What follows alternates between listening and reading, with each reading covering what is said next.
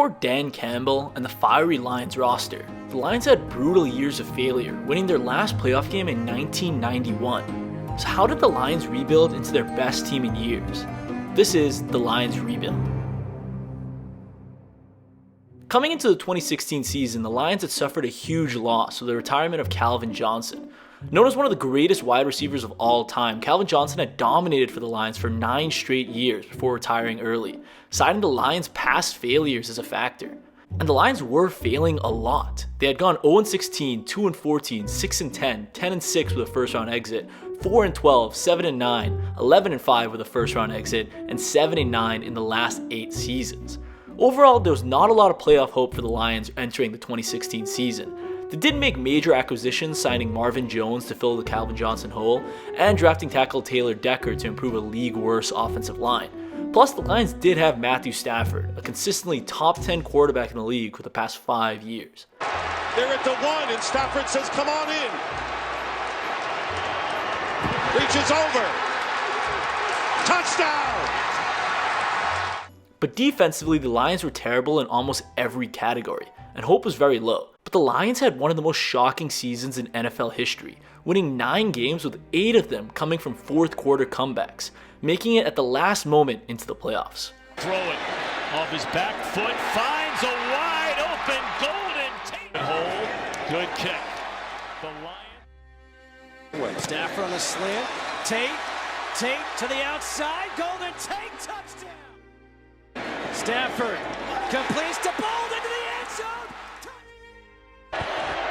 Stafford throws and it's complete to Golden Tate, who has a first down and then dives. They give it to Ebron on the run, and he's in. 40, the kick is good. Stafford under pressure, going to tuck it away and run for it inside the 5, and he's in.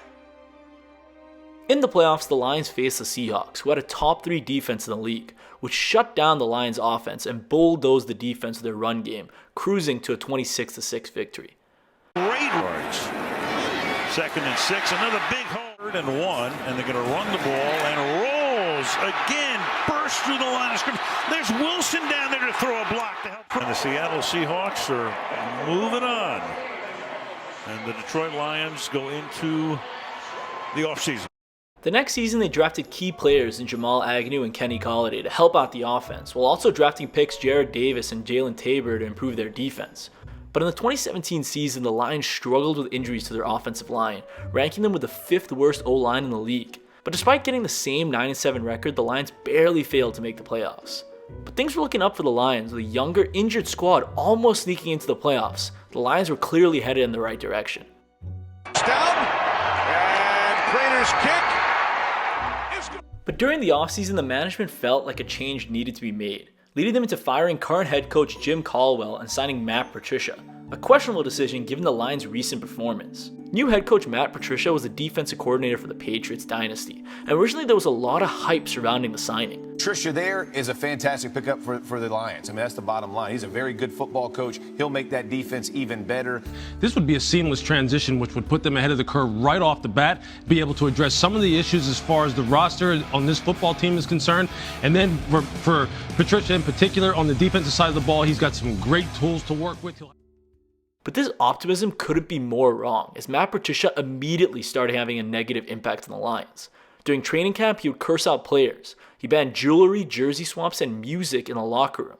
He made fun of star cornerback Darius Slay for hanging out with OBJ, telling him to stop sucking his dick. And over the next 3 years, all positive Lions progress was completely wiped out, as the following year they went 6-10, and then 3-12-1, and starting the 2020 season, after starting off 3-7, the Lions finally fired Matt Patricia after 2.5 seasons. And the players and analysts who had been calling for this day couldn't be happier. The culture was fantastic. So you had a winning record in 3 or 4 years. The culture was great. Your quarterback was playing really good football. When he was hired, the comment was, we need to take the next step as an organization. We need to take the next step. It was built for growth, not regression, and they have regressed massively. The element is that Matt Patricia is somebody that needs to lose his job. He's got to go. Matt Patricia sucks. Matt Patricia sucks. Matt Patricia sucks. Lions fans in downtown Detroit breathed a sigh of relief. Nothing but joy. It's like an early Christmas present. Over Matt Patricia's 3 years, the Lions only signed 2 players that remain on the roster today. Frank Ragnow in the 2018 draft and Jonah Jackson in the 2020 draft. In fact, from Matt Patricia's last season to this 2023 season, only 3 Lions players remain. Taylor Decker, Jonah Jackson, Frank Ragnow. All stellar offensive linemen. So the Lions needed to hire a new coach at the end of Patricia's reign of terror. All their forward progress had been eliminated, and they understood that they needed to choose someone to helm and restart this rebuild, which is when they made the huge decision to sign Dan Campbell, an electric, energetic coach who completely changed the Lions and began to rebuild to today's team. Thank you. This is so exciting. Appreciate it, man. I do.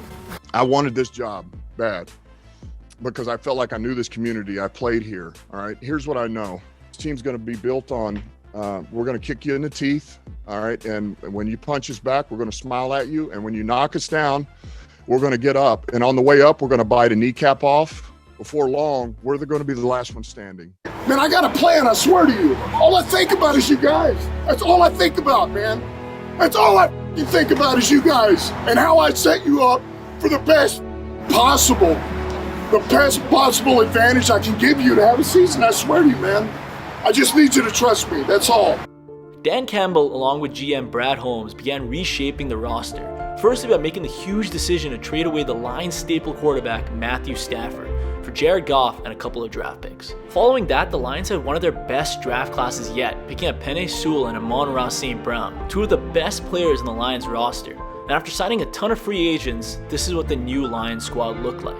And although there were key young players that would develop over the next 2 years, this team was still very young and learning, and ended up going 3-13-1. And although on paper the season should be considered a disappointment, there was growing excitement in Detroit as Amon-Ra emerged as a top receiver late in the season, and Penei Sewell proved he was a top tackle in the NFL.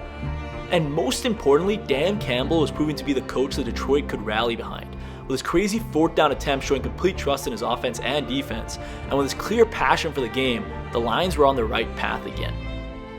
When you see your players give all that they have and you lose that way, it's tough. You know, you don't want that for them. So ultimately, you know, we didn't do enough to win, but I was proud of them, and I love the fight they have in them, and I love the grit. And this positive momentum carried into the next draft, where they drafted star defensive end Aidan Hutchinson, another one of the best current Lions players, along with Jameson Williams and Kirby Joseph, 2 very solid starters. And this season was when the Lions' fortunes completely shifted. They started the season 1-6, and all of a sudden, all the hate on the Lions and Dan Campbell seemed justified. The Lions were going to have yet another failed season in 5 years of 0 success. And everyone was jumping on the Lions' hate bandwagon. We're going to bite off their knee. I see what Campbell thinks he's trying to get across. But listen, you see from the introductory press conferences sometimes where like, uh-oh.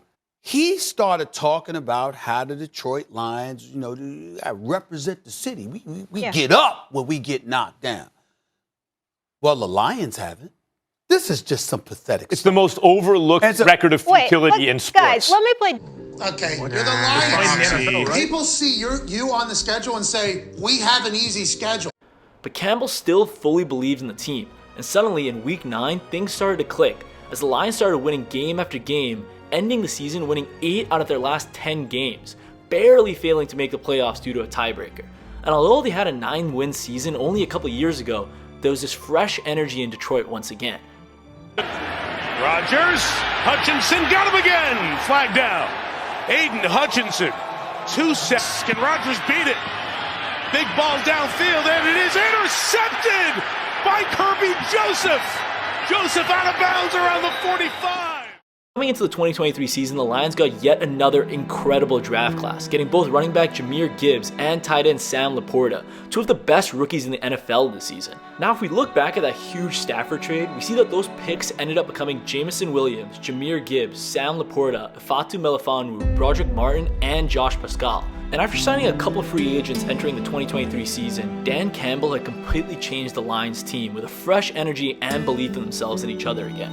And after a stellar 2023 season, winning the division for the first time in 30 years, this Dan Campbell's Lions team is ready to continue this rebuild with hopefully a deep playoff run. But I can tell you this, when you're part of an organization, and it's been 30 years since you won a championship, it's special, man. And these guys have been fucking dying for it and waiting for it, man. It's for you, baby. This first one's for you. The rest of you people. Well, man, enjoy, baby. Hey, this has been a long time coming, and it feels good. Hey, you know what now? Everybody fucking respects us, and everybody better fucking fear us. Let's go, Lions on 3, 1, 2, 3, Lions! And that is a timeline of how the Lions rebuilt their team. Thank you.